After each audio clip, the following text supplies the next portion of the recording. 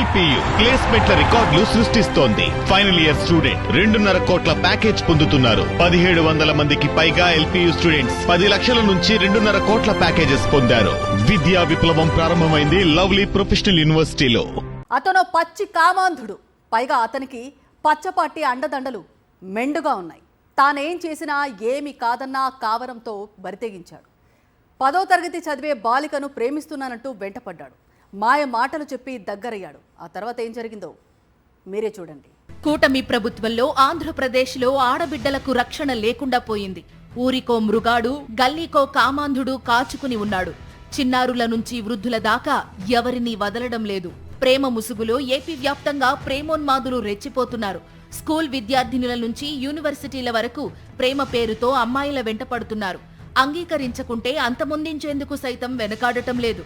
ప్రజాప్రతినిధుల అండ ఉండడంతో నేరగాళ్ల ఆటలు సాగుతున్నాయి. ఇదే తరహాలో పెళ్లి చేసుకుంటానని మైనర్ బాలికను నమ్మించి మోసం చేసిన ఘటన రాజమండ్రిలో చోటు చేసుకుంది.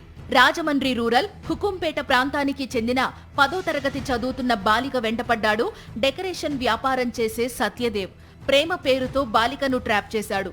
మాయమాటలు చెప్పి బాలికకు దగ్గరయ్యాడు. కొన్నాళ్లకు బాలిక గర్భం దాల్చింది. ఇదే విషయాన్ని సత్యదేవ్కు చెప్పి పెళ్లి చేసుకోవాలని కోరింది.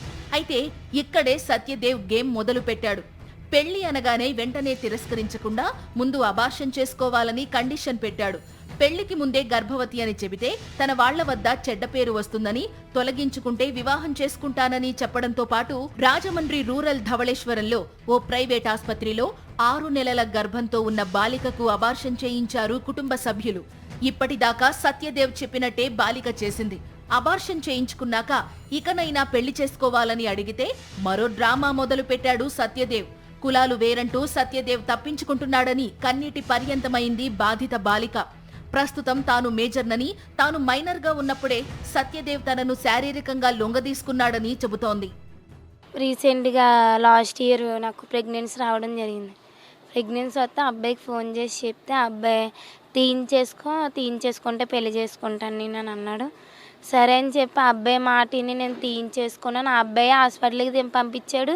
డబ్బులు అబ్బాయి ఇచ్చాడు, అన్న అబ్బాయి చేయించాడు. అబ్బాయి దగ్గర చేసి అబ్బాయిని పంపించి సిజరింగ్ చేసి బాబుని బయటికి తీసి బాబు చనిపోయాడండి. ఫోన్ చేసి చెప్తే ఈ అబ్బాయి బాబు చనిపోయాడంటే నేను కొండ మీద ఉన్నాను, నేను తర్వాత చేస్తాను ఫోన్ అని అన్నాడండి.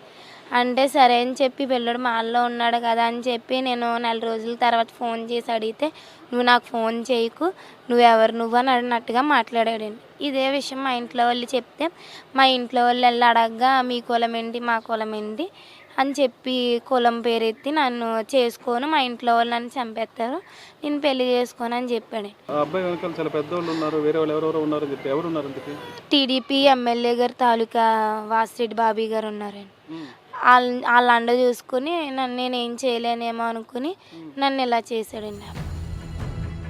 సత్యదేవ్ చేసిన అన్యాయంపై బాధిత బాలిక పోలీసులకు ఫిర్యాదు చేసింది. అదే సమయంలో మాజీ ఎంపీ భరత్ దృష్టికి తీసుకెళ్లింది. దీంతో బాధిత బాలికకు వైఎస్ఆర్సీపీ మహిళా నేతలు అండగా నిలిచారు. బాధితురాలికి మద్దతుగా ఆందోళన నిర్వహించారు.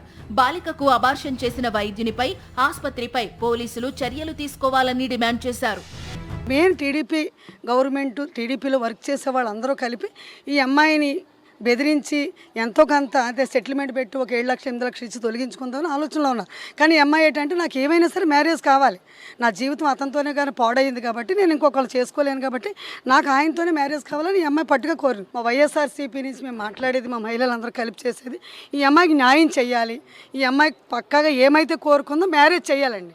ఇమీడియట్గా పోలీసులు కానీ కలెక్టర్ కానీ ఎవరైనా సరే ప్రతి ఒక్కరు కూడా ముందుకు వచ్చి అమ్మాయికి న్యాయం చేసి ఈ అమ్మాయికి పక్కాగా ఆ అబ్బాయితో మ్యారేజ్ చేసే వరకు కూడా మేము ఈ డిమాండ్ చేస్తూనే ఉంటాం. ఈ పోరాటం అయితే ఆగదండి. 7 నెలల గర్భంలో ఆ డాక్టరు ఎవరి ప్రమేయం లేకుండా, ఎవరి అనుమతి లేకుండా, ఎవరి సంతకాలు లేకుండా డైరెక్ట్గా ఎవరో ఫోన్ చేశారు, పెద్దవాళ్ళు ఒత్తిడి చేత అబ్బాయి ఆ డాక్టరు సర్జను సిజేరియన్ చేశాడంటే అది ఎంతవరకు అండి? బిడ్డ ప్రాణం ఎలా చంపేశారు. తల్లి ప్రాణానికి ముప్పు కదా, ఆ వయసుకి తల్లి ప్రాణానికి ముప్పు అనే సంగతి డాక్టర్ తెలుసు కదా. మరి డాక్టర్ ఎలా పూనుకున్నాడు అసలు? డాక్టర్ పూనుకోవడం ఇక్కడ సబ్జెక్ట్ ఏంటంటే డాక్టర్ పూనుకోబట్టే ఈ బిడ్డకి ఈ అమ్మాయికి ఈ సిజేరియన్ జరగడం జరిగింది కదా. ఈ విషయంలో మాత్రం చాలా సీరియస్గా ఉండాలి. ఈ అమ్మాయికి సపోర్ట్ చేస్తాం, తప్పకుండా ఈ అమ్మాయికి న్యాయం జరిగేలా చివరి దాకా కూడా అమ్మాయికి సపోర్ట్ ఉండి పెళ్ళే చేస్తామండి. ఇష్యూ పెద్దదిగా మారుతుండటంతో ఇన్నాళ్లుగా కేసు నమోదు చేయడంలో జాప్యం చేసిన పోలీసులు స్పందించక తప్పలేదు. సత్యదేవ్పై పోక్సో చట్టంతో పాటు ఎస్సీ ఎస్టీ అట్రాసిటీ కింద కేసులు నమోదు చేశారు బొమ్మూరు పోలీసులు. నిందితుణ్ణి అరెస్టు చేశారు.